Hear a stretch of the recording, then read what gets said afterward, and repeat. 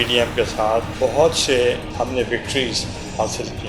اگر ہم حصہ ہیں یا نہیں ہیں، بنیاد رکھی تھی جس مقاصد کے لیے، وہ ہماری آج بھی وہی ہے. مولانا صاحب کی اور شہباز شریف صاحب کی ملاقات ہے، اس کا مجھے اندر کی بات کا تو نہیں پتہ. موجودہ گورنمنٹ ہے، انہوں نے عوام کو مطمئن نہیں کر سکے. عوام کے جو تکالیف ہیں اس میں اضافہ ہوا ہے. We are on the same page. مولانا صاحب کا اور شاید شہباز شریف صاحب کا ان کا موقف تھا کہ ارلی الیکشن کرائے جائیں. اس کے ریئیکشن میں جو بیان آیا ہے تو انہوں نے کہا کہ ہم فل کوآپریٹ کرنے کے لیے تیار ہیں اگر وہ ہمارے موقف سے اتفاق کر لیں اور ووٹ آف نو کانفیڈنس دیں.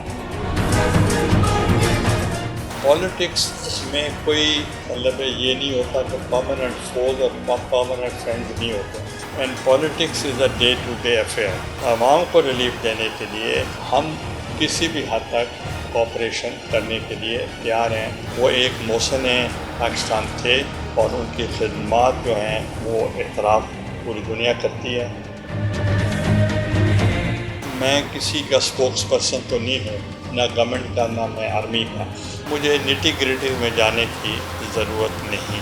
میں نہیں چاہتا کہ ہر ایشو کو ہم کنفیوژن میں ڈال دیں. ایک نوبل کاز کو بھی ہم اس کو خراب کر دیں. ہم نے تو کورٹس کے پاس پہلے بھی جاتے ہیں، ای سی پی کے سامنے بھی جاتے رہے ہیں، مگر ان کی عدم نمائندگی ہوتی تھی. وہ تاریخیں لیتے تھے، ہم کوئی تاریخ نہیں تھی. اپوزیشن کا stance very loud and clear ہے کہ ہم آرڈیننسز کے ذریعے لیجسلیشن تسلیم نہیں کرتے.